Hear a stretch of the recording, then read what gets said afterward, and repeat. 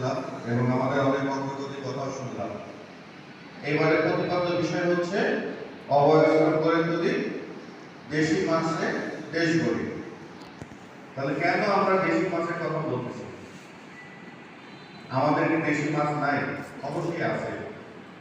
এক সময় ছিল, বর্তমানে নাই, তাই তো? আগে আমরা যখন ছোট ছিলাম তখন কত রকমের মাছ পাওয়া যেত, যেগুলো মনে করেন এখন হচ্ছে এখনকার বাচ্চা কাচ্চারা সেগুলো নাম বলতে পারবে না। পারবে? মলা মাছ, হেলা মাছ বর্তমানে অ্যাকুয়ারিয়ামে যে কোনো মাছের থেকে অনেক সুন্দর, তাই না? তারপরে হচ্ছে আপনার যে ওই পুঁটিগুলো যে ছিল, দেশি পুঁটিগুলা মাঝখানে হচ্ছে লাল একটা বর্ডার থাকতো, আমরা বলতাম হচ্ছে শাড়ি পরা, ঠিক আছে? অনেক সুন্দর ছিল কিন্তু এগুলো এখন আসলে নাই, এগুলো বিলীন হয়ে যাচ্ছে। বিলীন হয়ে যাচ্ছে। এই বিলীন করাতে যেরকম আমাদের সফলতা আছে এবং এই বিলীন করাতে আমাদের এখন ব্যর্থতা আছে। বিলীন আমরাই করছি। কিভাবে বিলীন করছি? যখন আমরা সফলতা অর্জন করছি যে উন্মুক্ত জলাশয়ে মৎস্য আহরণে বাংলাদেশের তৃতীয়, তখনই মনে করেন সেখানে একটা ব্যর্থতা নিয়ে আসি। কারণ দ্বিতীয় হয়েছে যখন এই 56,000 বর্গ মাইলের একটা ছোট দেশে, তখন অবশ্যই যেখানে জলাশয়ে যত মাছ ছিল সবই বলছি আমরা, তা না হলে তো স্ট্যাটিস্টিক এত ভালো হওয়ার কথা না। অর্থাৎ আমি যা পাইছি সবই করে ফেলছি। আপনারা এখানে হচ্ছে এই পাশে দ্বিতীয় সারি কিছু এবং হচ্ছে আর এই পাশে দ্বিতীয় সারি থেকে সবাই কিন্তু মৎস্য চাষী এবং মৎস্যজীবী এর সাথে জড়িত, তাই না? অর্থাৎ জলাশয়ে যদি মাছ থাকে সেটা জীবন জীবিকা ভালো হবে আপনাদের, আর জলাশয়ে যদি মাছ না থাকে তাহলে জীবন জীবিকা খারাপ হবে আপনাদের। হয়তো আমরা এখানে যারা বসে আছি এই প্রান্তে, তারা হয়তো এক সময় বাজারে হয়তো 300-400 টাকা কেজি দেশি চিংড়ি মাছ কিনতাম, এখন 1000 টাকা কেজি কিনা লাগে। হয়তো সামনে 1200 টাকা কেজি কিনা লাগবে, তারপর যখন 1500-2000 কিনা লাগবে, তখন দেখা যাবে আমরা কেউ মাছও কিনবো না, ছোট চিংড়ি মাছ, এবং এমনও হতে পারে ছোট চিংড়ি থাকবে না, খুঁজে পাওয়া যাবে না।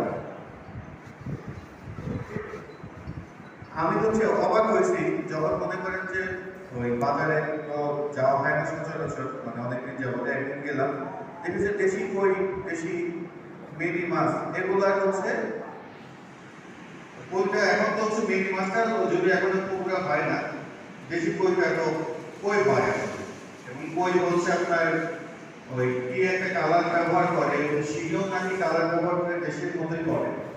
এখন আসলে দেশি কিনা জানা মুশকিল, তারপরেও দেখি যে 1200 টাকা কেজি। এটা আসলে তো অবাক করা। একটা মানুষ একটা সময় যখন মানুষ ছিল যে মানুষের প্রাণী মানুষের মূল উৎস ছিল কিন্তু এই মাছ। যখন মানুষ দরিদ্র ছিল, টাকা দিয়ে মাংস কিনতে পারবে না, মুরগি কিনতে পারবে না, তখন কি করতো? সবাই এই মাছটাই কিনতো, তাই না? বাজার থেকে ছোট মাছগুলো, বড় মাছগুলো হয়তো বড় লোকের জন্য ছিল, ছোট মাছগুলো গরিব মানুষ কিনে খাইতে পারতো। এখন দেখেন এই ছোট মাছগুলো হচ্ছে সবচেয়ে দামি, এবং অনেক সময় বাজারে বলা হয় যে 1 কেজি ছোট মাছ কেনা চাইলে 2 কেজি গরুর মাংস কেনা যাবে, 3টা দেশি মুরগি কেনা যাবে। এরকম একটা অবস্থা হয়ে গেছে না? কেন হয়েছে? কেন হয়েছে? আমাদের জন্য হয়েছে। কারণ আমরা যে সমস্ত জাল এখন ব্যবহার করি, সেই সমস্ত জালে ওই ছোট ছোট রেণুগুলো কিন্তু বাঁচে না। বাঁচে? আপনারা এটা ব্যবহার করেন না? অনেকে বলেন, যেমন বাইরে একটা গ্রুপ এসে আমার কাছে বলতেছিল হচ্ছে তাদেরকে নৌ পুলিশ মাঝে মাঝে ঝামেলা করে।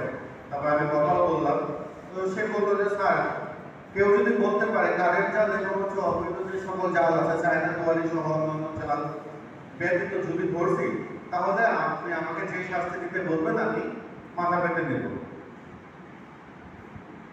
এবং তখন আমি সেই মৎস্যজীবী যাদের তাদেরকে ডাক দিলাম, তখন তারা বললো যে স্যার, ওই সকল জাল ব্যবহার না করলে তো মাছ পাওয়া যাচ্ছে না, কারণ ছোট মাছ নাই, আমরা নিরুপায়। এখন বলেন আমরা এমন জাল ব্যবহার করি যেগুলো দিয়ে মাছ ধরতেই হবে, সেটা না হলে মাছ পাওয়া যাবে না, এবং সেই জালে দেখা যাচ্ছে সবচেয়ে ছোট যে বাচ্চা পোনাটা আছে সেটাও চলে আসতেছে। এবং যখন আপনি সেটাকে এক সময় নদী থেকে নৌকাতে তুলবেন, তোলার পরে হয়তো আপনি সেটা বিক্রি করতে পারতেছেন না, কিন্তু সেটা কি আর ভবিষ্যতের জন্য মাছ হবে, বড় মাছ হবে? হবে নাকি? এজন্য আমরা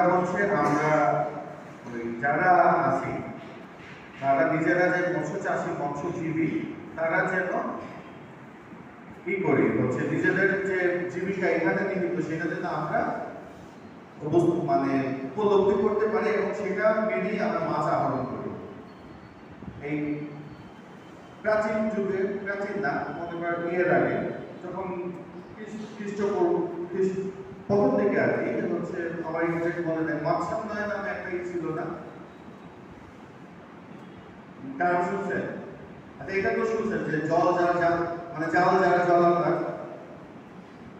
ওইটার সাথে মৎস্যান্নয় এটা জড়িত এবং এই জন্য জড়িত কারণ তখন ছিল মৎস্য চাষটা হচ্ছে সমাজের তৎকালীন সময়ে কিছু জমিদার এর স্মৃতি করতে চাইছিল। এই জন্য যে এটা হয়েছিল সমাজের যে বিশৃঙ্খলতা দেখা গিয়েছিল সেটা তার হচ্ছে মৎস্যান্নয়, অর্থাৎ যে জাল দিয়ে মাছ ধরে জলা তারই হবে।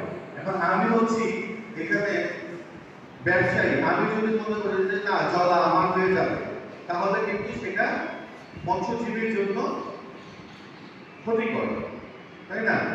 এখন আমরা কি করতেছি, দুই পক্ষ মিলে কিন্তু এই জিনিসটা করতেছি এবং আমরা যারা মাছ চাষ করতেছি তারা কি করি, মাছ চাষের ক্ষেত্রেও আমরা কিছু নিয়ম নীতি যেগুলো আছে সেগুলো মানি না। সবাই বেশি রকমের মুনাফার জন্য, বেশি সময়ে অল্প সময়ে বেশি উৎপাদনের জন্য আমরা ওই কেমিক্যাল সার ব্যবহার করতেছি, তাই না? রুই, কাতল, তেলাপিয়া, মৃগেল, তার জাতীয় মাছ অনেক প্রাচীন কাল থেকে কিন্তু আমাদের যে বাড়ি যে পুকুর আছে সেখানে তো চাষ হয়, এটা তো অস্বীকার করার কিছু নেই। তেলাপিয়া মাছ, সরপুঁটি মাছ যেগুলো বলবো, হ্যাঁ রুই মাছ, কাতল মাছ নদীতে আছে, কিন্তু পূর্ব যেটা হইতো পুকুরের মাছগুলা বাজারে বিক্রি হতো, কিন্তু তখন আমরা কিভাবে চাষ করতাম, একটা ন্যাচারাল উপায়ে চাষ করতাম, প্রাকৃতিক উপায়, এবং সেটা বলতাম হচ্ছে অর্গানিক। কিভাবে অর্গানিক? তখন হয়তো অর্গানিক টার্মটাই ছিল না, কিন্তু মানে এভাবে ব্যবহার করা হতো না, কিন্তু অর্গানিক ছিল। কিভাবে আমরা পালন করতাম হচ্ছে আমাদের যে নিজস্ব যে বাজারে যে ফিড ব্যতীত যে সকল খাবারগুলো, চালের গুঁড়া, ধানের গুঁড়া, এইসব নিয়ে তো চাষ করতাম, জৈব সার দিতাম, ফল দিতাম।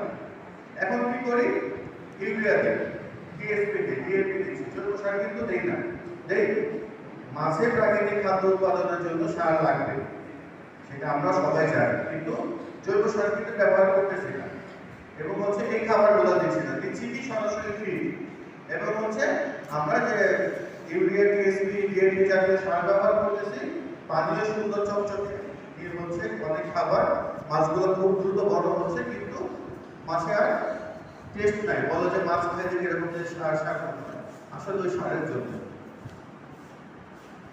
আমরা বদ্ধ জলাশয়ে মাছ উৎপাদনে পঞ্চম হয়েছে, এভাবে হয়েছে, কিন্তু আমরা যদি প্রাকৃতিক উপায়ে করি তাদেরকে সকলকে কিন্তু যখন ইলিশ ধরা নিষিদ্ধ থাকে তখন কিন্তু ভিজিএফ এর চাল দেওয়া হয় না, দেওয়া হয় এই কারণে যে হচ্ছে আপনাদের হচ্ছে এই সময় যেন বিকল্প 25,000 টাকা একটা গাভী দেওয়া হয়েছে, 2 মাস খাওয়ানোর পরে একটু মোটা হবে, আমরা 50,000 টাকা বিক্রি করে দিয়ে বাসার জন্য একটা ফার্নিচার করবো, একটু ভালো খাবো। কিন্তু আমরা এই জিনিসটা চিন্তা করি না, এই গাভীটা যদি বক্তাটাকে যদি আমি 6 মাস পালন করতাম, লালন পালন করতাম, তাহলে কিন্তু সেখান থেকে আরেকটা বাছুর হবে, দুধ দেবে, এবং সেটা যদি ষাঁড় বাছুর হয় সেটা কিন্তু বর্তমান বাজারে একটা বাচ্চা ষাঁড়ের দাম 50,000 টাকার উপরে, এবং সেটা যদি গাভী হয়, বক্তা হয়, তাহলে কিন্তু সেটা আবারও প্রোডাকশনে আসতে পারে। যারা বুঝে তারা কিন্তু ওই দেখা যাচ্ছে যে একটা গাভী থেকে 3-4টা করেছে, এবং এখানে ভেড়া মারা তো আছে, সেটা গল্প কিন্তু আমরা সেদিন করেছি, আমাদের মৎস্য অফিসার বলেছে, এবং অনেকে দেখা যায় এটা নিয়ে করে বেশি দিন করে বিক্রি করে দিচ্ছে। এই জিনিসগুলো আমাদের করা যাবে না, কারণ আমরা প্রাচীন কাল থেকে শুনে আসছি মাছের ভাতে বাঙালি, কিন্তু মাছের এখন এমন দাম যে মাছের ভাতে বাঙালি আর বলা যাবে না। আর এক সময় মনে করেন গরিবের মাছ হতে আপনি আর পাঙ্গাস সেগুলো কেজি 200 করে 200-250-300 টাকার মতো কেজি। আমাদের গরিব মানুষও কিন্তু এখন আর এই মাছগুলো কিনে খাইতে পারতেছে না। এজন্য আমাদের যেটা করতে হবে সেটা হচ্ছে আমাদের মাছ চাষে হচ্ছে সকলকে সহনশীল হতে হবে, এবং প্রাকৃতিক যে উপায়গুলো আছে, প্রাকৃতিক যে জলাধারগুলো আছে, সেখানে যখন আমরা মাছ আহরণ করব তখন এইভাবে চিন্তা করতে হবে যে হচ্ছে আমার পরে আমার ছেলেটা তো জেলে, সে কিভাবে মাছ ধরবে।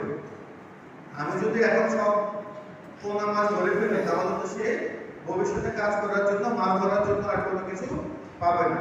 সেটা যদি নিজের মনে রেখে যদি আমরা করতে পারি, সেটা করতে পারলে কিন্তু আমার ভবিষ্যৎ প্রজন্ম ভালো থাকবে এবং তাদের হচ্ছে একটা সিকিউরিটি ব্যবস্থা করতে পারবে। এবং এটার উপর ভিত্তি করে কিন্তু শুধু এই ক্ষেত্রে না, প্রত্যেকটা ক্ষেত্রে এই জিনিস আছে। এই জন্য কিন্তু বাংলাদেশ সহ পৃথিবীর সবচেয়ে বেশি সংখ্যক দেশ 200-টির উপর যে সাস্টেনেবল ডেভেলপমেন্ট গোল, যেটা এসডিজি স্বাক্ষর করেছে। এসডিজি মানে কি জানেন? Sustainable development goal. সাস্টেনেবল মানে হচ্ছে এমন ভাবে আমি একটা জিনিস ব্যবহার করব যেটা আমার বর্তমানের যে উৎপাদন সেটাকেও মানে দিয়ে যাবে, উৎপাদন দিয়ে যাবে এবং ভবিষ্যতের যে উৎপাদনশীলতা সেটারও কোনো ব্যাঘাত ঘটবে না। ফরেস্ট অফিসার নাই না, চলে গেছে। যাই হোক, এই যে ফরেস্ট অফিসারের কথা এই জন্য বললাম, এই সাস্টেনেবল ডেভেলপমেন্ট গোলের অনেক আগে থেকে এই সাস্টেনেবল যে ফরেস্ট, এই টার্মটা অনেক আগে থেকে, আজ থেকে 10-20 বছর আগে থেকেও ব্যবহার করা হয় এবং অনেক আগের বই 1980 দশকের বইও এই শব্দটা ব্যবহার করা হয়। কেন ব্যবহার করা হয়েছে? তখন এমন একটা অবস্থা ছিল যে হচ্ছে সবাই বন জঙ্গল ধ্বংস করে দিচ্ছিল এবং সেখানে লোকালয় তৈরি করছিল। এজন্য বলা হয়েছিল সাস্টেনেবল ডেভেলপমেন্ট করার জন্য, যাতে কি হয় বন জঙ্গলও ঠিক থাকে এবং বন জঙ্গলের উপরে যে সকল মানুষের জীবিকা নির্বাহ করে তাদের ভবিষ্যৎ প্রজন্ম যেন সেখান থেকে জীবিকা নির্বাহ করতে পারে। কিন্তু আমরা সকলের একই ধারণা যে হচ্ছে সরকারি জিনিস যেহেতু সকলের অধিকার আছে, সরকারি জিনিস সকলের অধিকার থাকার জন্য সকলে আমরা ভোগই করি, কিন্তু কেউ সেটার সংরক্ষণের চেষ্টা করি না। আমি যদি সংরক্ষণের চেষ্টা করি তাহলে কিন্তু আমার ভবিষ্যতের প্রজন্মের জন্য সংরক্ষিত থাকবে। এই এখানকার নিয়মের জন্য সংরক্ষিত থাকবে না, এসিলেটের জন্য সংরক্ষিত থাকবে না, মৎস্য অফিসারের জন্য সংরক্ষিত থাকবে না, অথবা এই যে আমাদের এখানে যারা সাংবাদিক আছে তাদের জন্য সংরক্ষিত থাকবে না। এদের জন্য কিভাবে সংরক্ষিত থাকবে? আমাদের জন্য থাকবে। কিভাবে? আমরা দেশীয় মাছগুলো অ্যাভেলেবেল খুঁজে পাবো। কিন্তু এমন একটা সময় এসে পড়বে, এখন মনে করেন যে 1500 টাকা দিলেও বাজারে এক সপ্তাহে একবার চিংড়ি মাছ দেখা যায়, তাই না? দেশি চিংড়ি। এই জন্য আমাদের হচ্ছে যারা এটার সাথে জড়িত আছি, এটা আরোহণ করি, তারা সকলে আমরা এই জিনিসগুলো একটু খেয়াল রাখবো। যদি খেয়াল রাখি, নিজের আজকে অল্প ইনকাম হলো ভবিষ্যতের জন্য আমার ভালো হবে। কারণ আমি 5 কেজি বড় মাছ ধরতে গিয়ে যদি 1 কেজি পোনা ধ্বংস করি, ওই 1 কেজি পোনাতে দেখা যাবে ভবিষ্যতে হচ্ছে 100 কেজি বড় মাছ হবে। ধরেন আমাদের ওই একটা হচ্ছে কই মাছের যে পোনা, আমরা যে কই খাই, 1 কেজিতে কত গোলাপ পোনা পাই? 4 বছর কই পোনা বলে দেখে একটা চাষি, যারা চাষ করার জন্য পুকুরে দিবেন 1 কেজি কই মাছের পোনা যদি ছাড়েন কত হাজার কই পাবেন? 3,000 তো পাবেন। 4,000 কই, 4,000 কই যদি বড় হওয়ার পর এক একটা কইয়ের ওজন যদি আপনার 100 গ্রাম হয় তাহলে কত হবে? 40 মণ মাছ হবে। আর এখন মাছ হচ্ছে 40 মণ না, 100 মণের কাছাকাছি হবে। এখন মাছ হচ্ছে মাত্র 1 কেজি, 1 কেজি পোনা, ঠিক আছে? 1 কেজি পোনা কি? তো এই জন্য আপনারা যারা আছেন তারা এই করবেন যে হচ্ছে আমরা যখন কোনো পোনাগুলো ধরে নিই চায়না দুয়ারি দিয়ে অথবা কারেন্ট চালিয়ে, তখন কিন্তু তার যে ভবিষ্যৎ প্রজন্ম ভবিষ্যৎ বড় হবে, তারপরে আবার ডিম থাকবে, সেই জিনিসটা কিন্তু আর থাকে না, সুযোগটা থাকে না। এজন্য আমরা যারা আছি সকলে একটু সচেষ্ট থাকবো। আপনার চাষি মানুষ, ছেলে মানুষ, মাছ ধরে আমাদের জীবিকা নির্বাহ করবো, এটাই আমাদের কাজ। তারপরে এই কাজটা আমরা হচ্ছে নিজেদের স্বার্থে, দেশের স্বার্থে, নিজেদের বিবেকের কথা বিবেচনা করে এমন ভাবে করবো যেন আমার ভবিষ্যৎ প্রজন্ম এবং আমিও ভবিষ্যতে যেন ভালো করতে পারি। সকলকে ধন্যবাদ জানাচ্ছি, অনেকক্ষণ আমার কথা শুনলেন। আর হচ্ছে আমাদের যে এক সপ্তাহের যে মঞ্চ সপ্তাহ আছে, সেই মঞ্চ সপ্তাহে এক সপ্তাহের বিভিন্ন প্রোগ্রাম আছে, সেই প্রোগ্রামে আপনারা সকলে থাকবেন, সকলকে জানানো হবে এবং সেখানে স্কুল কলেজের বাচ্চাদের নিয়েও আছে, বিভিন্ন প্রতিযোগিতার বিষয়গুলো আছে, সেগুলো আমরা আয়োজন করবো। তো সকলকে ধন্যবাদ জানিয়ে সপ্তাহব্যাপী যে মঞ্চ সপ্তাহ আছে সেটা উদ্বোধন ঘোষণা করছি। শুভ ধন্যবাদ সকলকে। আসসালামু আলাইকুম।